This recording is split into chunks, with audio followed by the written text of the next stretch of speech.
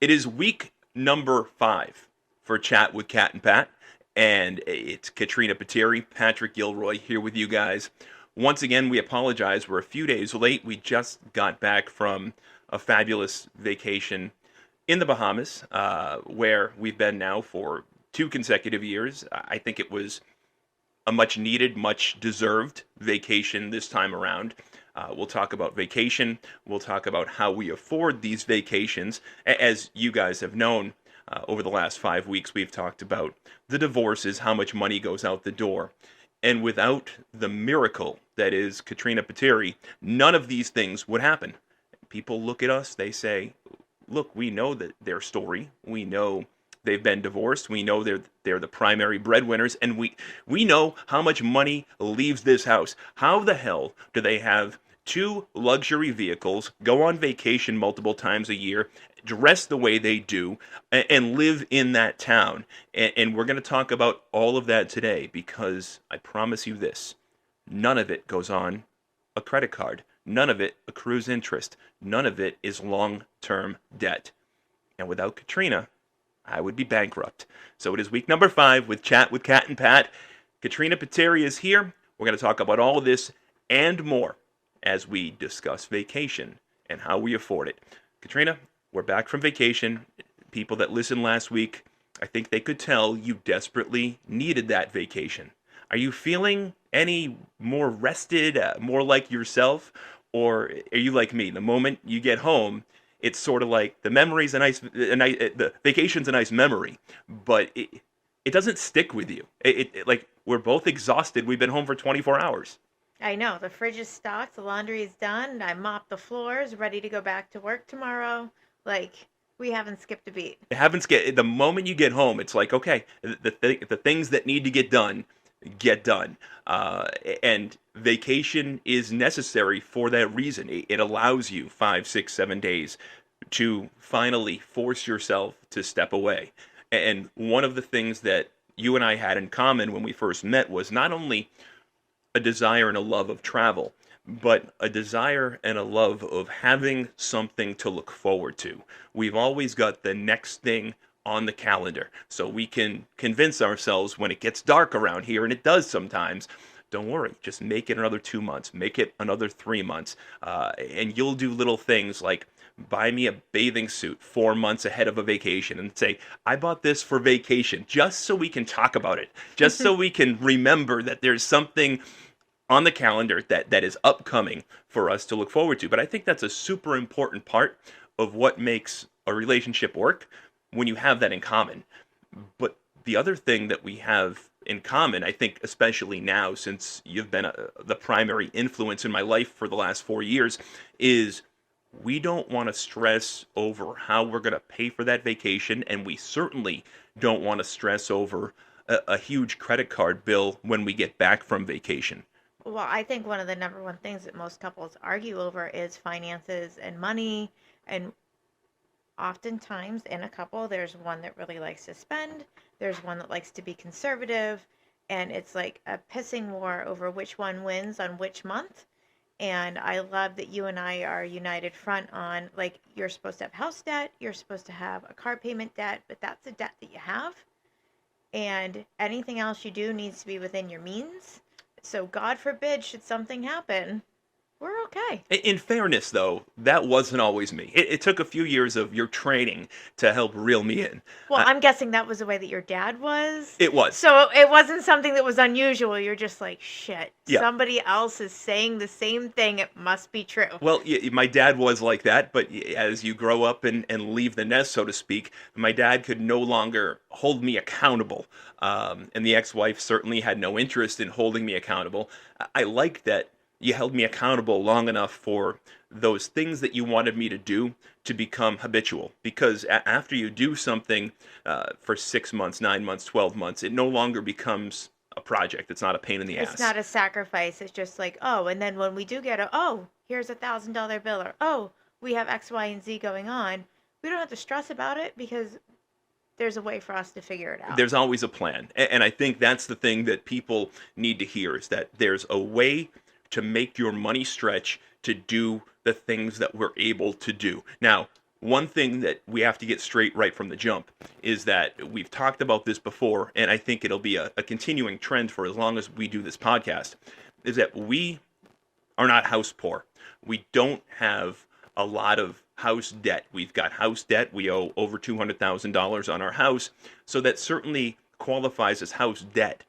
And our incomes, despite what goes out the door, we could certainly upgrade this house, stay within, the four walls of Wyndham where we live right now, and upgrade to a McMansion to be like everybody else. But instead, we've chosen to stay in our split level ranch, 2,000 square feet. It's whatever. It's nothing special. It's nothing to be embarrassed about. It's a nice house. And if it was in a different town, it would be a great house. Mm-hmm. But comparatively, when everybody's so interested in keeping up with the Joneses and being like everybody else, and they feel insecure about themselves because of the car they drive or the house that they live in, people often make rash, irresponsible decisions so they can say, look at me too. And we're both very much on the same page where, no, the house we live in is great. It fits us. It fits the kids. We've got our issues with it, but it's not our forever home. And for us to achieve the goals that we want to achieve long term and live the life that we want to live short term, we can't go outside our means to say, look at me too. Correct. And, I'd love a pantry. I'd love a different refrigerator previous episode. I'd love a kitchen island.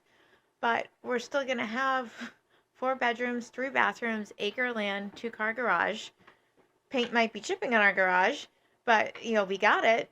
And I think, again, to your point of something to look forward to, not only do we look forward to vacations, but we look forward to what the first house will be for us to choose to live in together.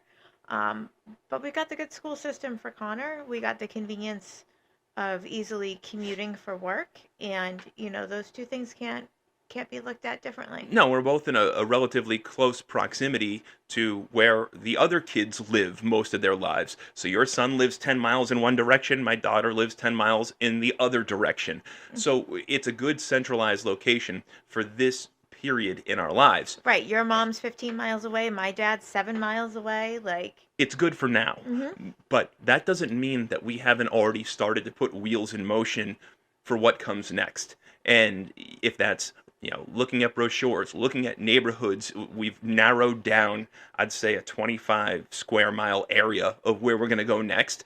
And last time we were there, we looked at different different areas, different residential neighborhoods, and we'll continue doing that because we're already putting ourselves in a position. So 4 or 5 years from now, if we want to pull the trigger, we can. Everything we're doing today is to make sure that that mutual goal is accomplished tomorrow. Right. And if for anyone who's looking to retire or relocate to a different area, I highly recommend visiting a couple weekends a year, different areas, going through neighborhoods, going to the restaurants, what are the shops that you like to do, and kind of testing it out to make sure that can fulfill your lifestyle. I mean, there's plenty of people that we know that have moved or changed or adjusted, and then they're like, oh, they've got that house regret or they've got that big move regret, and then you see them move again in another year or two, and then they took a loss because it's worth it to take a loss because they're miserable. This is where they are, or they just spent a significant amount of money on a house and they don't love the house, but they love their last house, and so now they're in a bit of a pickle. I mean, we hear that a lot. So I feel like the long-term planning goal and then figuring out these cost-effective little mini vacations to test it out is fun along the way too. So there's 2 different things going on here, and that's sort of the point. We've got our longer-term goal, which is to put ourselves in a position where when the youngest is done with high school in 5 years, we can finally go choose a house that we select together, make it our home, and have the financial ability to do it and the legal ability to do it. And that's about 5 years away. But we've already put wheels in motion to make sure that goal becomes accomplished. But short term, we don't want to wait 5 years to live the lifestyle that we would like to live. Now, sure, would we like to have more money in the bank and more cash in our pocket today? Absolutely. But again, wheels are in motion to make sure that shorter term goal is accomplished. But we also want to live well. And despite the fact that we pay through the nose for other people to live their lives, That's irrelevant. We are legally obligated to pay what we pay. So we could either sit here and bitch and cry and moan about it, or we could come up with a plan and stick by it to live the way that we live. Now, realistically, let's look back at the last 24 months. How many times do you think you and I got on a plane to go to a destination and enjoy ourselves?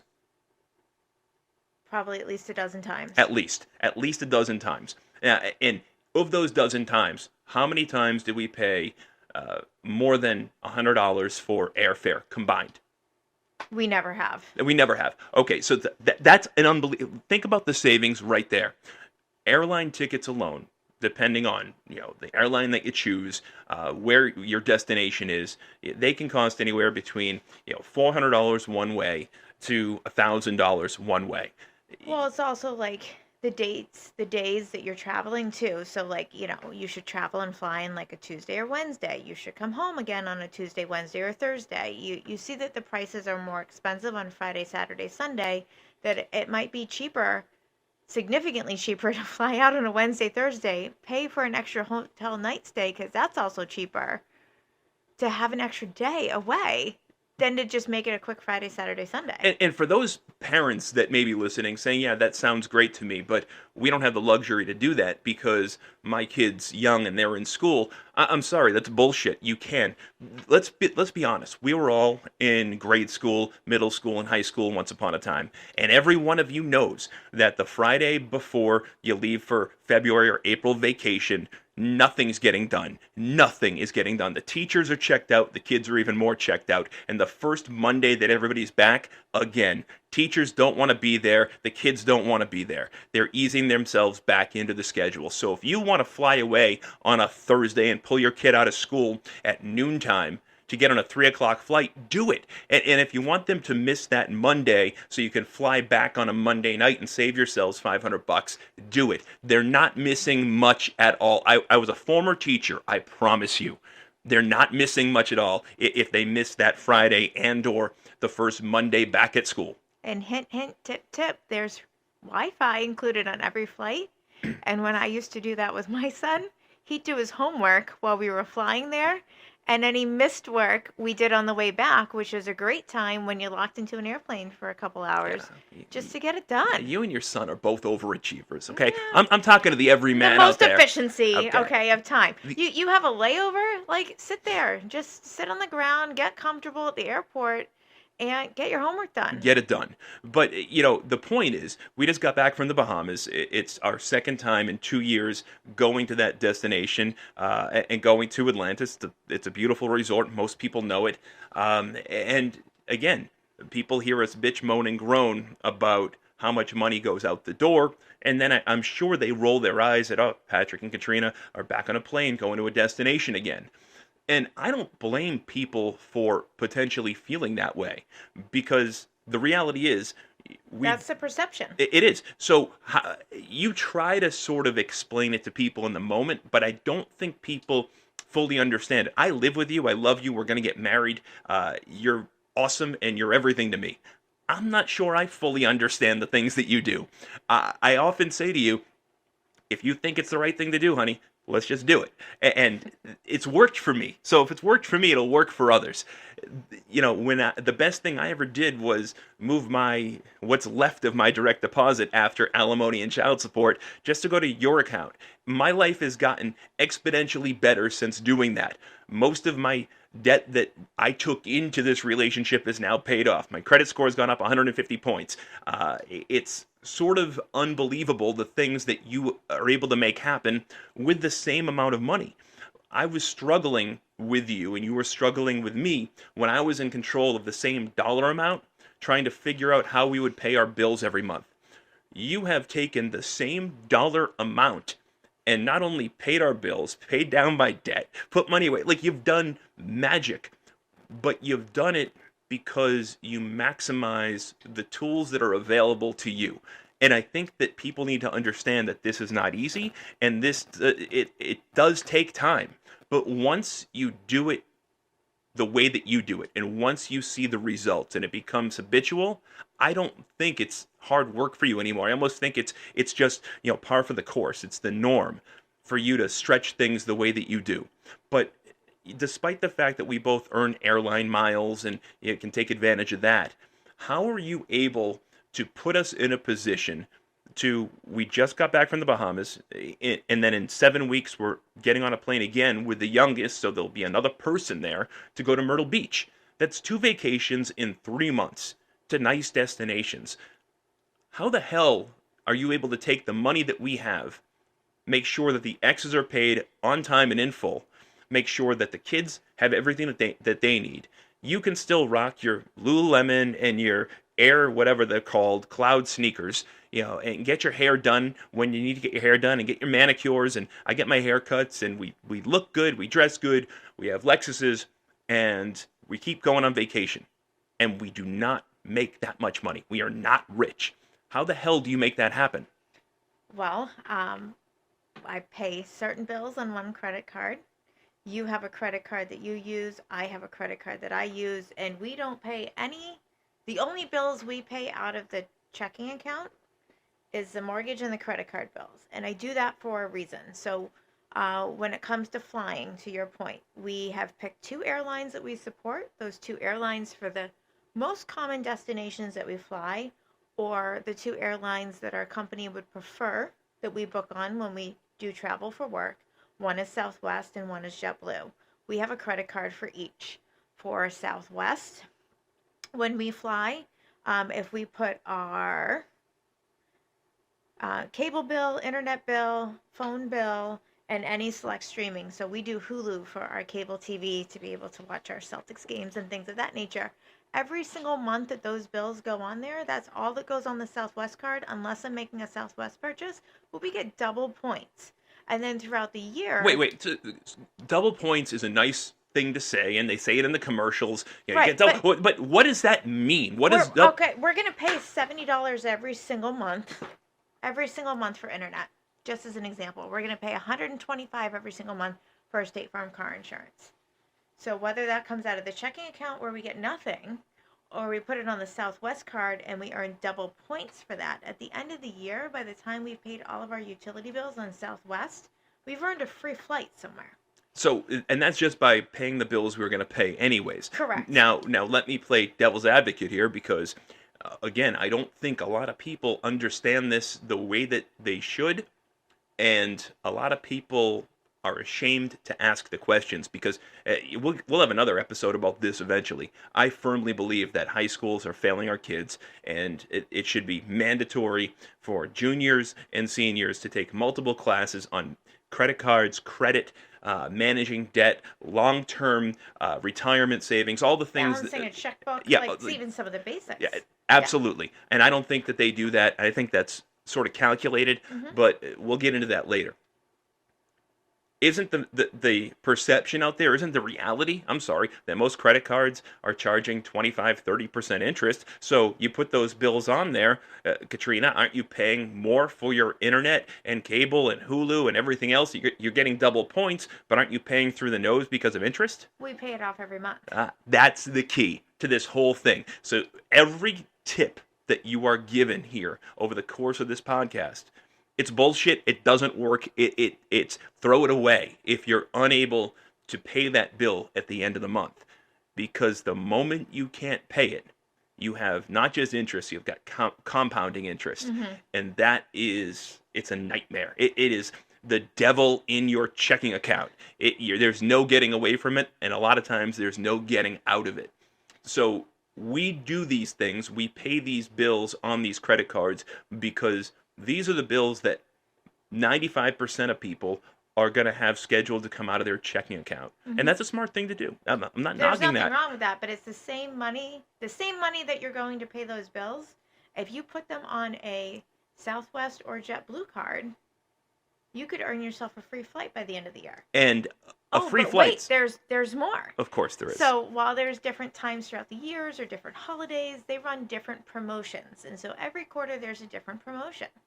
So I get 3,000 anniversary points when I get extra points. I think it's like 1,000 points when it's my birthday as like a nice little gift. Hey, roughly speaking, just so people can put it in context as they listen to you, roughly speaking, a one-way ticket from Boston to Florida for example, You roughly can how many points? you can if you pick a good time to go and you're not trying to pick like a Friday, Saturday, Sunday, it's like 15,000 points. Okay, so when you talk Very about realistic. getting 3,000 anniversary points, you're talking about 20% of what you need to get a one-way ticket. Right, and sometimes if you know what your plans are a year ahead of time, like we've gotten tickets on Southwest for 7,500 points, 9,000 points, Yep. um, and and that's just like picking at the right time. So then they also do have promotions of when you can use points, or they have the like low fare promos, and you can go ahead and purchase. They also have fun little perks with your Southwest card, is when we do have to pay for a ticket.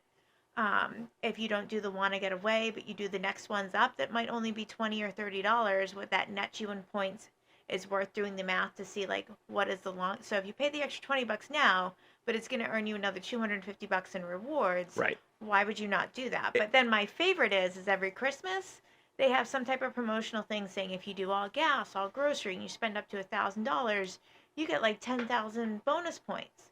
Well, I'm going to easily spend $1,000 between gas and grocery shopping around the holiday season in 30 days.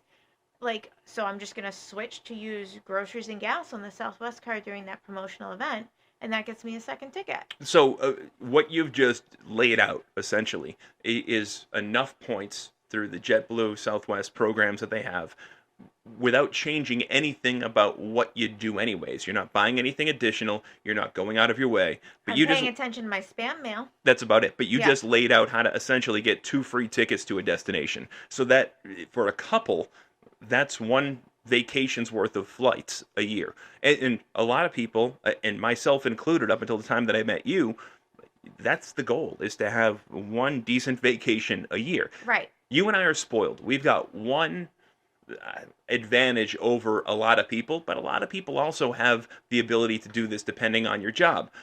My job requires me to fly quite a bit. Your job requires you to fly quite a bit, and we've got the advantage of being able to keep those points personally. So that does help. But it always amazes me that there's never enough points based on what we get from flying. And you're like, don't worry about it. We've got this promotion coming up in 6 weeks, and then this one in 8 weeks. And by the time we've paid this, and this, we're going to have more than enough points to book that trip, and then the next one that's coming up at 8 months from there. Like, it's Well, that was, you were like, well, how are we going to pay? So if we have the opportunity to go to Sarasota again, like, what would we do? And I was like, well, you're sitting on 25,000 Southwest points. I'm sitting on 15,000 Southwest points. We have 3 months of bills going through. You have 2 more flights going on, and I still have to book a flight to go to Orlando in May, which could either be Southwest or JetBlue because we're saving tickets for both. And we'll be able to book them probably by like midsummer. But then during midsummer, they always have a summer sale or a summer promotion. And then that's the week when these points become a big deal and you go ahead and purchase them. And then if you know that that's coming, like I do, you also need to pay attention to your email because they're going to send you like a sale for the weekend for like Memorial Day weekend, President's Day weekend, something like that, where you can spend $150 and buy like 50,000 points, or and your points for like this 3-day window on the weekend where it normally would have been $80 and you only get 3,000 points. If you spend that $80, you're going to get 12,000 points. And that goes a long way too to getting to the goal. now most of the time I think we've in the last 4 weeks, and will continue to advocate not so much having everything go into one pot and everything being mutual, but we sort of do that here. There's something to be said for financial independence away from your partner as well. So I don't want to advocate one way or the other. Well, I mean, I can speak to that too because I wanted us to have separate expenses, or I wanted to know what you spend, what I spend. Are you the one in our couple here that has a spending issue? Am I the one, or like what are some of those things? So like you 100% solely your allowance per se of what you spend on is the JetBlue card. So that is what you use 100% of the time. So all of your expenses at the end of the year are on that JetBlue card. Again, getting us to go towards points. But you're also the man. You like to pay when we go out to eat and everything. And that is a credit card that gets us wonderful points for every time we go out to eat. It's also a great gas card too. So every time you get gas, my card that I use for all of my expenses is my Bank of America rewards card. And come Christmas time, that's when we cash in all the gift cards for the gifts for family, friends. Yeah, I want a new vacuum. We need to redo a hallway bathroom like we did a few months ago. We used all those points to get Home Depot gift cards, and those too also have different promotions to look at. But all of the expenses on the Bank of America card are mine. All the JetBlue credit card ones are yours. And then we have our combined household bills that are the 50-50. So But there is still some financial independence there. yeah, of course there is, but you are becoming a bit of a radio or podcast veteran here because you heard what I was saying and then you transitioned perfectly into where I was going. So well done, Katrina. I may have 20 years in this business. You've got 4 weeks, but that was super. Okay, so all that being said, you're right. I am the man. I do open the door for you. I like to be chivalrous. I get a little queasy and embarrassed when we're out to dinner and the reality is it doesn't make a difference whose credit card gets thrown down, whose debit card gets thrown down. It's coming from the same pot. Mm-hmm. But you allow me to put down the JetBlue card, so you know what? I'm embarrassed if I don't put it down. I appreciate that. That also means is, I had to sort of accept the fact that when it comes time for my direct deposit goes into your account or our account less $10. $10 goes into my existing account to keep it alive, so to speak. I want to keep it alive for when we have to Zelle money or money's coming from a different place and it's got to go into something in my name, whatever it may be. There's a purpose for me to have my own checking account.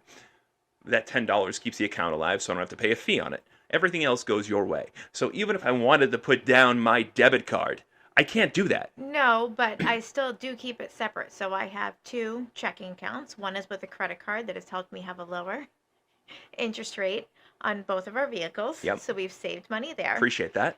And then one of the caveats to getting that lowered interest rate is there has to be a direct deposit paycheck that goes in there. So all of your money goes into that account that you get paid, and all of my money goes into my other bank of account that I get paid. So again, at the end of the year, if I needed to say, this is what we've earned, it's all in one account that's yours. Yes, I manage it, but that's the one account that's also getting us perks for us being able to afford our cars. And then I also have another bank account that's where all of my income goes. So that way, if there ever needs to be like a gray area or we need to sit down and discuss it, heaven forbid we should part ways, there's still two separate accounts. I just manage it all. And that's the way I want it to be. I want you to manage it all because you're better at it than I am. And I think in a lot of relationships, it takes, especially, I can tell you from a guy's perspective, it's not easy to say what I just said. But I feel like a lot of times women get pigeonholed into being blamed for the financial irresponsibility. If you said to me, where is all my money going? I could show you in 2 minutes, no problem, with no hidden agenda. You'd be able to see everything that's going on. 1,000%. But again, it took me over 40 years to get to a place where I'd be comfortable letting somebody else or letting a woman, letting my woman, whatever, manage that for me. We also didn't get there till after we got engaged, and it's only been a year that I've been managing all of your finances. Right, but you've done a great job. Yeah. And I don't want to go back is the point. Right. Like, okay, like you're giving me like the vibes here that I'm saying something wrong. No, I'm just saying, from the other perspective, being the two-time divorcee who had no idea there was credit cards opened up in my account, getting left on the hook at the divorce table for $82,000 on, like, God knows what that was spent on, who it was spent on, and what it bought. I had no idea those accounts were going on. She's not talking about me. No. Okay. I'm talking about my second ex-husband. I'm soon to be the third. She literally just said, God forbid something happens. So you're already planning for this to fail. No, I'm just saying, in the event that you need to see, like, where are things going? Like, you have the passwords, you can log in, you can clearly see, it's clearly defined that this is all of Patrick's stuff, this is all of Katrina's stuff, and everything is there. There is absolutely no secret to it whatsoever. So then if I say we have, like, no money left because we're paying this bill, we're paying that bill, we just paid $1,000 to braces we weren't expecting, $300 here, and I just got a flat tire, I can easily pull that up and say, we're not going out to eat for the next 3 weeks until we get back on our good regimen. And to back that up, in the event that you fear that I'm taking out $82,000 in credit cards in your name, you've got the password to my Credit Karma or my Credit Sesame or to my Experian, and you see it all. I also have all my accounts pinged, so the second anything happens, I get an alert saying, "Did you know?" But the point is, you talk about there being Yeah. no secrets on one end, there are no secrets on the other. Oh, absolutely not. For the longest time, yes, my credit's gotten better, but it's still nowhere near where yours is, Miss 800, okay? Mm-hmm. So the reality is, if I wanted to be an asshole and I was a thief or I wasn't planning to be with you for the long, long term, and I wanted to take out a $250,000 loan, I could easily do that. I could go online, I could fill it out, put you down as the primary. I would be you essentially, and I would be the co-borrower and just put my checking account down as the destination for the money to go into. And I just took $250,000 from you. Well, no, because the second that you go to apply for that, I know, you're going to get a ding. ding. You're going to get a ding. Maybe I'll hide your phone, okay, so you don't get the ding. If it's $250,000, I'm planning this shit out, okay? Like, Yeah. I'm going to make You're sure. going on my iPad I'm- and getting the yeah. text message from there. I'm going to for make sure that verification. you're not getting the Yeah. ding, okay? There'll be no two-factor authentication when it comes to me getting the $250,000. The point is, none of that's going to happen. Mm-hmm. I'm so, what? But there are protections out there for other people in our Of audience. course there are. There are definitely things that you can do. So if this sounds crazy, you say, I'm never going to do that, or I don't know that I can trust a person again. There are things that you can do to get to a healthy place, surviving that, to be able to trust somebody else's finances Okay. and make sure everybody's protected. You want to be vulnerable? Fine, I can be vulnerable. The first couple of times after you had been around for a year, 2 years, 3 years, post engagement, you did it. It's embarrassing when you want to see the credit report and you want to see the good, the bad, the ugly. And then I've got to sit there and take it and explain why I made these disgusting, horrible decisions. And you can blame some of it on my mom, some on the ex-wife, and a lot on me. Or like it's on an infomercial, it looked cool, But and if then we're repeated $79 a month charges. Right, but if you're going to be with somebody for the long term, you got to get through that ugly, awkward period to the point now where I want you to log into my credit report. Like, how often am I showing it to you? It's a bragging right for you now, like how much it's improving and how much it's getting better. So you may be humiliated. It may be embarrassing. It may be a very vulnerable moment for you to have to own up to those things. But once you own up to them, and once there's no potential, I don't want to call them secrets.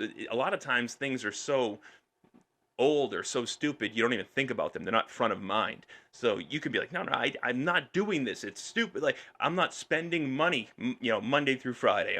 I don't go to the bars. I don't hang out with my friends the way that I used to. I'm not buying hookers and blow. I'm not doing any of that. But there's still the reoccurring charge from something you did 6 years ago that's now it's cost you $9,000 because it's just reoccurring and you're paying it like an Right, idiot. and you just got to call and cancel. That's it. So we did a lot of that. There was a lot of calling and canceling. Mm-hmm. But the point is, once you do that, you get to a better place as a couple. And then for all the embarrassment and vulnerability, if you're a guy, you get to a place 6 months later where you've forgotten about how shitty you felt because of it. And now it's a bragging right. Now it's like, I want to get laid tonight. I'm going to show her that it's up over 700 on both TransUnion and Experian. Okay. Right. And we can go spend $225 on a dinner, and it's okay because it's going to be paid when we get home. It's okay. So you can go from one end of the spectrum to the other very quickly. But I will say this. When it comes to the things that we're able to do, Katrina, and the way that we live, it's very easy to sit here and talk about the big things when it comes to vacation, when it comes to cars and cell phones and all of that. But without the things that you do day to day, none of those big things really matter. And when I say that, there's a certain amount of amazement on the 13-year-old's face when you come home from the grocery store and you've got enough food to feed a small army for a month, and your total spend is $112. It's $86. It's $140. And everybody knows that over the last 2 years, inflation has gone through the roof. Your ex-husband had a meeting with you defined inflation meeting to try to get more money from you because the cost of food and gas has gone up. So therefore, despite the fact that you got divorced 19 years ago and were only because married for a year, you need to pay him more money and because pay. eggs and milk and bread cost more. They cost more, okay, and they cost more for us too. But you have sort of doubled down on the way that you do things, and without you doubling down on the way that you do things, sure, the points thing still works, and the planning still works, and the philosophy still works. But once you go on that trip, you need some money in your pocket. You need the ability to have a good time. Otherwise, what's the point? And without what you do Monday through Friday, 52 weeks out of the year, I'm not sure we can continue to go on these trips and enjoy them the way that we do. So, how do you leave the grocery store with $400 worth of food costing you 25% of that? And that's not once in a while. It's every week. And you're not a wild coupon clipper. You're not like the chicks on the TLC show, coupon clipping for crazy people. We don't have shelving set up in the garage with 4,000 bottles of detergent that we're never going to use. No, but we do have 30 rolls of toilet paper for when it's a good sale. And we are going to use those. Yes. Okay? Like, the point is, like, you're not that person. You don't have like an eBay shop with all the stuff that you get at the grocery store. That's not who you are. You just find a way to maximize the sales. And when you maximize the sales, you're also using the right credit card because that particular month they're running a 4 times points promotion on grocery shopping. And you're like, hey, look at this receipt. It says I saved $372. And by the way, they had 4 times points. So yeah, I got all this food and we just got a free ticket to Florida. And you do that quite a bit. So how do you do that? Like, most people don't do. You see the people in line at the grocery store. You see how much food they get and what they leave with and how much money they spend. Well, I think the number one thing is you need to be open-minded to what you're purchasing. So you're going to purchase milk, you're going to purchase orange juice and butter and lunch meat and different things, but you can't get the same thing every week and you can't stick to the same brand every week. And you also need to shop around at different stores and figure out, like, if there is, like, for instance, I have, like, these mini Mission keto-friendly tortillas that are, like, guilt-free to eat, and I can still have, like, my good Italian carb bread thing that They're I love awesome. as the Italian woman that I am. They're awesome. If I buy them at Shaw's, they're close to $5. If I buy them at Walmart, which is hard to find because they're always sold out, I can get them for like $2.89. But if I get them at Market Basket, I can get them for $3.49. So I need to know when I need to stock up on these tortillas that's this specific brand that I absolutely love, that I have to make a trip to Market Basket to go and get that because it's going to save me like $1.50 every time. And that might just sound ridiculous, but I buy a pack a week, sometimes 5 a month, because the rest of the house is starting to get onto that's like a $6 savings on one item, and that's a big deal. But, like, for instance, I went to the grocery store today. I looked on my app for Shaw's, which is also like Star Market, and everybody has like their different apps for their different grocery stores where you live across the United States, but whatever's on sale. Or this particular grocery store has, like, if you buy Polar water, it's like 6 times like the reward points and things like that. And I save the reward points at Shaw's for when we have to go monthly shopping for your mom and we have to restock her on toilet paper and paper towels and dish soap and And laundry pads soap and underwear and all that. all that type of Yeah. stuff. Like all that grocery shopping that we need to do anyways for those points. I save those points. So when you need to go and visit your mom and drop those supplies end up costing us less than $20 because I'm able to make those rewards go faster or go further. But this week I decided I'm going to go to Market Basket because we need a heavy fruits and vegetables. And so I only bought fruits and vegetables that were on special or a reasonable price. Like, I wanted blueberries so bad, but I got blueberries 2 weeks ago that were awesome and they were large and they were like $3.49 and they wanted $6.99 for them this week. So you know what? We don't have blueberries. And they'll go on sale again and like everything comes out every 3 or 4 weeks, but then we're also not getting bored by eating the same items all the time. And so I think you just need to be smart and then willing to use your phone to look up different recipes. But so many people allocate $200-300 a week for grocery shopping, especially family 3, family 4, Hmm. family 5. I don't think you allocate that. I think that you allocate, I allocate $125 a week. yeah, and you're able to feed us and feed us well. And I think another part of that is something that, is uncomfortable for people because I was listening to another podcast and it was about financial stuff. And this guy who's makes good money, makes $100,000 a year, but has $57,000 in debt is on there. He's got no money in his checking account and he's paying through the nose every month for everything that he owes debt wise. And they're going through his expenses. And one of them is I pay $40 a week for somebody to come mow my lawn. And the guy that is hosting this says, that stops right now. That's crazy. Explain this to me. You're in all this debt. Why are you having somebody else mow your lawn? And this guy says, because I've got a decent amount of land and a good riding lawnmower is going to cost, $1,000. And the guy that's hosting it says, no, buy a used one for 500. And the guy says, that's a good idea. I don't have 500, but I can pay 40 a week. We take the same approach, or you take the same approach when it comes to things that are on sale that you can freeze. We've got a freezer in the garage, Hmm. and it is always stocked. It's always full. If you couldn't go grocery shopping for a month, for 6 weeks, we may not have all the fruits and veggies and fresh milk that we would like. No, but we can eat all the pasta and meat we want. That's right. But that's because the grocery stores don't count on people shopping like that. So, by the way, neither do the stores like the BJ's and the Costco's. They don't expect you to shop like that. And what you do is if you go to BJ's or Costco or whatever's Sam's, whatever's in your neighborhood where you're listening, you go above and beyond. So you'll buy this huge thing of chicken. And the next step is so important. You come home and then you take a half an hour and you divvy it up and you put it in And the freezer Glad bags. bags. Yep. Yep.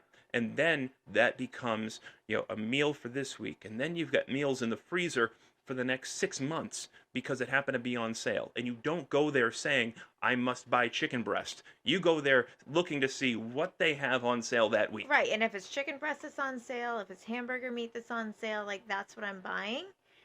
And then I'll look and say, all right, so just regular chicken is kind of boring. Is there a marinade that's on sale? And then when I portion it, I'm making that marinade. What do we have for ingredients in the ingredient? Then like our makeshift pantry, and then I use that, and I have that marinated. So like when I'm pulling it out, like we work 2 jobs each. We have a busy schedule. I don't make any meals over 30 minutes, but we eat well. We eat very well. It's my favorite when I'm not a big chicken guy. I like it. I'll eat it. Generally, chicken is like Monday to me. It's gonna come every week. You don't look forward to it. It sucks. Some Mondays are better than others, but it's still fucking chicken. Like I can't get excited about it. Except, and this is not healthy. We don't have it a lot, but I grew up with it. Unless you're making chicken cutlets, you've done a really good Hmm. job mirroring my mother's chicken cutlet recipe, and you've made it healthier.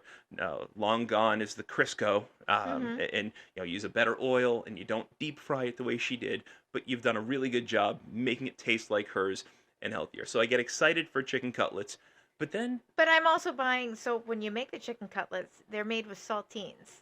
And I'm buying the dented box of saltines. 50 cents. Yes, But you're gonna crush them anyways. exactly. So why not buy them that way? But then I don't know, last month or 2 months ago, chicken happened to be on sale at the same time. Ham was on sale, and it's a Monday, and you're making chicken cordon bleu. And now I'm getting really excited because I don't generally have that. It's not something that is an everyday chicken item for me. So you've done a really good job making chicken exciting when you have to. But part of the I guess the bottom line of this whole thing is people complain all the time about the things that they don't have, the way that they can't live, and how broke they are. But if they used the tools and resources available to them, It took a little time to plan. then they'd be amazed at how much further they could stretch their dollar. We won't keep this going for too much longer. We're already 45 minutes in, Katrina. But you do the same thing in every little aspect of your life. And I'll never forget when we first started dating and then started going, on little trips together just to like New Hampshire, Maine, and to the outlets and stuff. Would go and I'd be like, I want to buy that shirt, but it's $60, but it's normally 120, and you'd be like, honey, just buy it. I'm gonna pop in my phone number. I've got rewards, okay? And then my $60 shirt, It didn't cost me. They gave me $5 back. Okay, like how do you do that? Because if I had gone to that store without you, and I got the shirt 50% off, normally 120, I paid 60. I'd feel pretty good about that. But you magically have money, and it's not at one store, not at two stores. You magically have money everywhere, no matter where we go. And yes, it's frustrating sometimes because the full name always comes up on the screen. Sometimes I'm really happy it comes up Katrina Patiri. That's your birth name, the name your daddy and mommy gave you. That's your freaking name.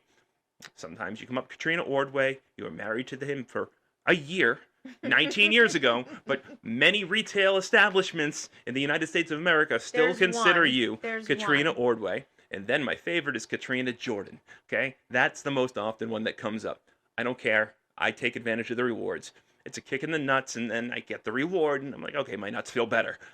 That being said, these rewards, so when you go to a store, I did it today. Hmm. They said, are you a rewards member? I said, no. They said, you want to be? I said, I don't want to. Am I making a mistake? Yes, you are. Okay. So anytime that anyone asks if it's rewards and it's especially free to sign up, they're tracking every time that you go in there. And if you're not going in there, they want to entice you to go in there and give you a coupon. What most people will do is if you get like Kohl's is big for this, they give you $10 Kohl's cash, right? So you go in and you're like, I'm spending the $10 Kohl's cash, it's 30% off. Like, this is all great, and I'm spending $100. Did you really, like, what is it that you needed at Kohl's? So you need to have the willpower to go in and you're buying the one item that you need at Kohl's. So, like, your mom needed a new jacket. So I went in, what jackets are on sale? What jackets qualify for the 30% off Kohl's coupon? Okay, find those brands. This is her size. This is a color that she wears. This is a jacket that we're going to go and buy, and then use the $10 Kohl's off and not get distracted in other things that are there, and then check out, and the winter jacket's Yeah, $13. I'm convinced that Kohl's is brilliant when it comes to Kohl's Cash, though, because you can't use it that day. You can't use it the day after. They're bringing you back. But no, but most people do what I do. They get their Kohl's Cash along with their receipt. They stuff it in their pocket. They don't think about it. I never thought about Kohl's Cash until I met you because you see what I spend on my credit card. I've got a Kohl's card. You're like, honey, you went to Kohl's and spent $60. Where's your Kohl's Cash? Like, Well, yes. Well, now you can conveniently add it into your wallet. So your phone is like your tool. You can look all these apps for the stores up. When you sign up for these rewards, they all come into email. So if you know that you're going to go to the outlets and you're going to go shopping next weekend, and that there's, Banana Republic Factory, Gap Factory, like these places are your favorite to go to, you need to like look and see, have they sent out any coupons? What do we have for promotions? Is one of these my favorite store where having a loyalty credit card is beneficial to have some savings? Like, I have been a 25-year Gap veteran. The second I turned 18, I got a Gap credit card.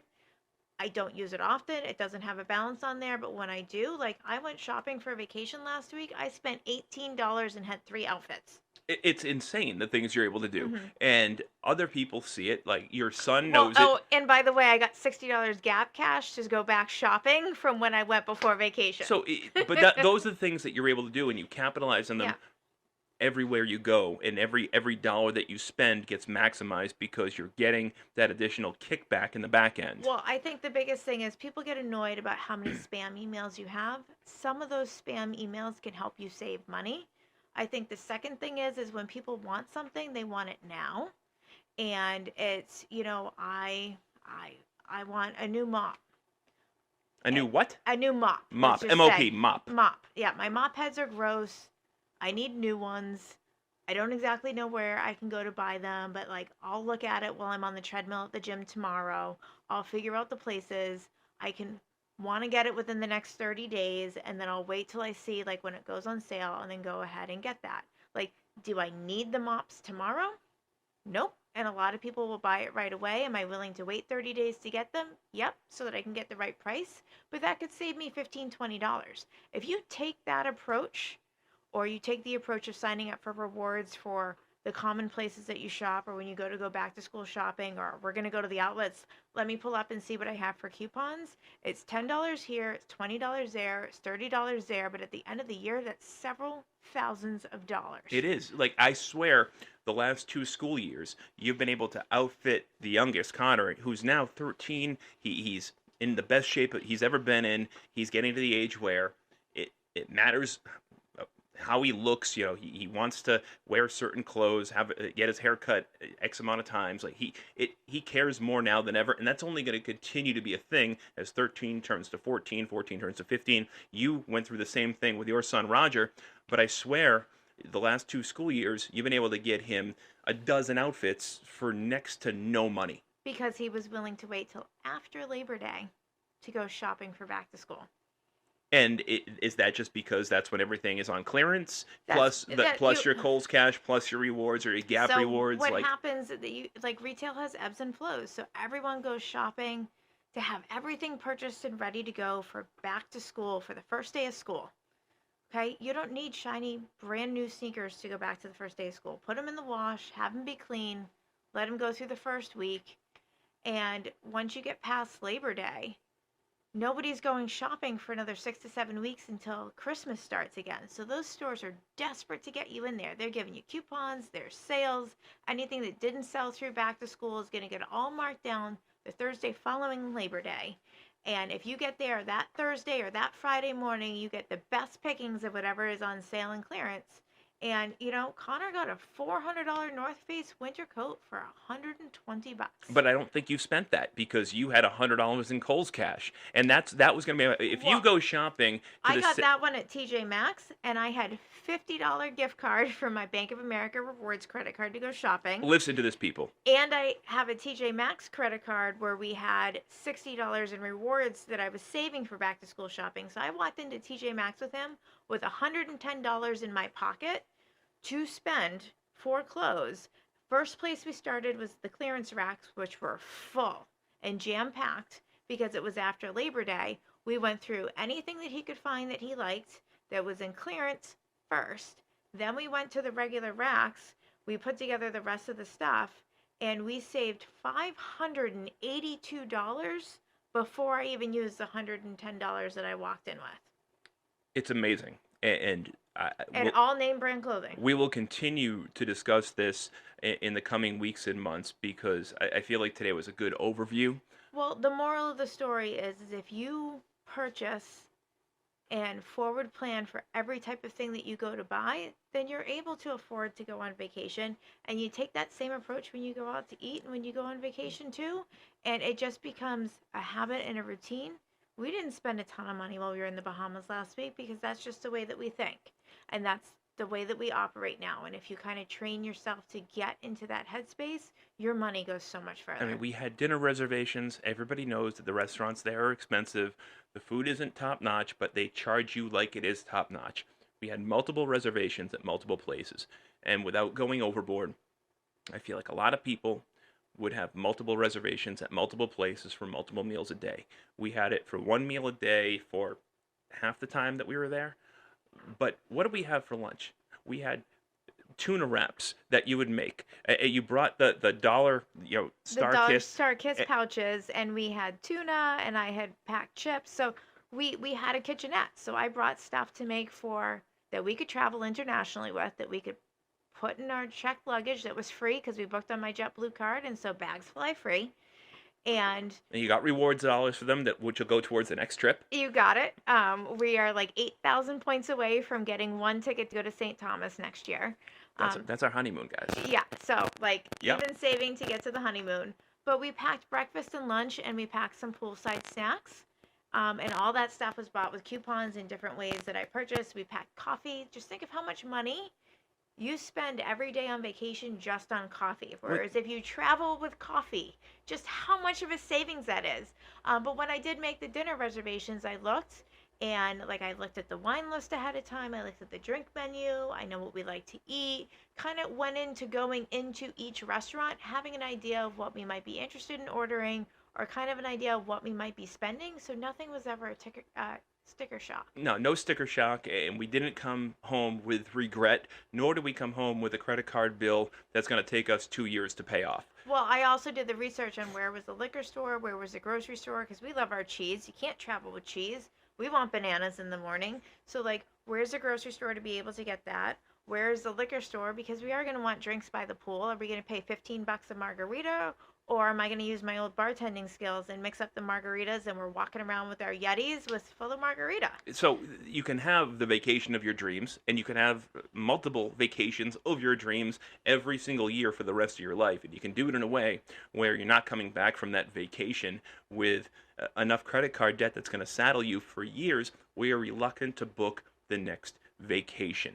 Before we go, we are talking vacation.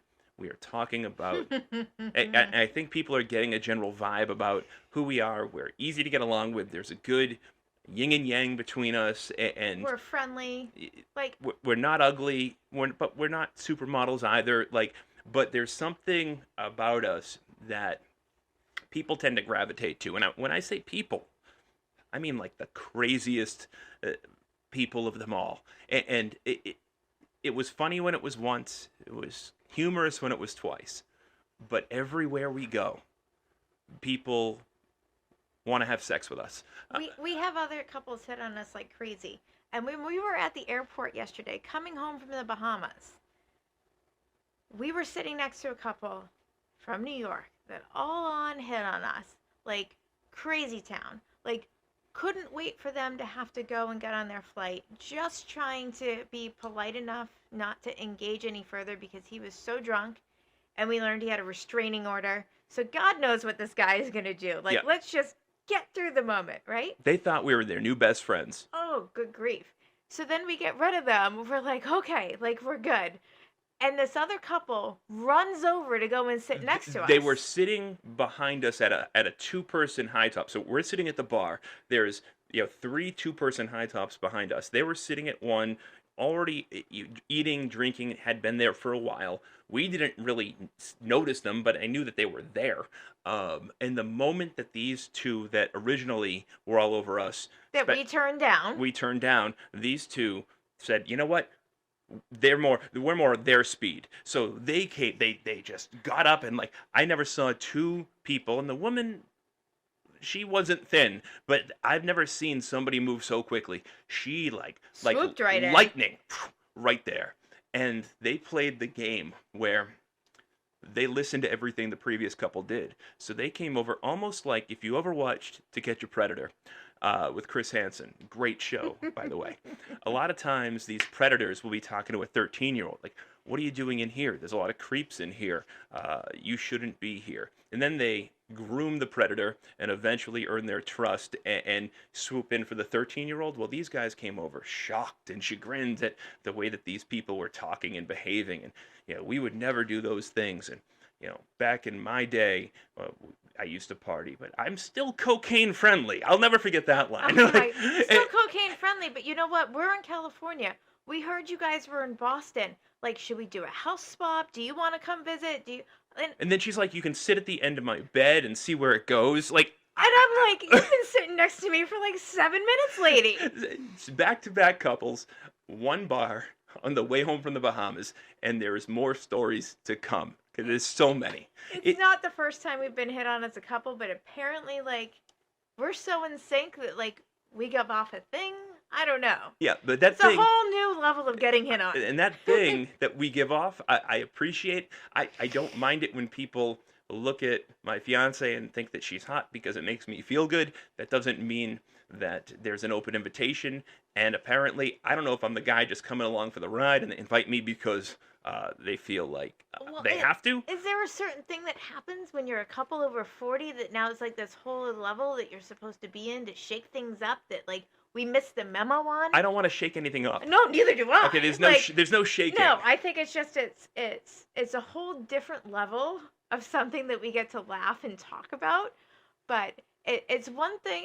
It's not the first time we've been hit on by a couple, but it's the first time we've been hit on a couple back to back and at an airport. Yeah, and to get invited to fly to California to do coke and get drunk and hang out with these people. I In mean, wine and country. she was like, we've got what's not called a bar. What's in her bedroom?